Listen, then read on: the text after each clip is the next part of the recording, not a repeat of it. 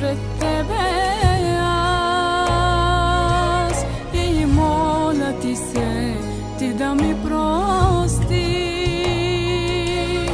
Отричам се от стария си начин на живот и моля Ти се да ме промениш. Дай ми ново сърце,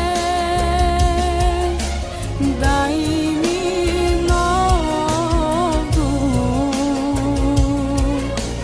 дай ми нова сила, Исусе, направи от мене Боже Твой народ. Нов народ в Тебе, Исусе.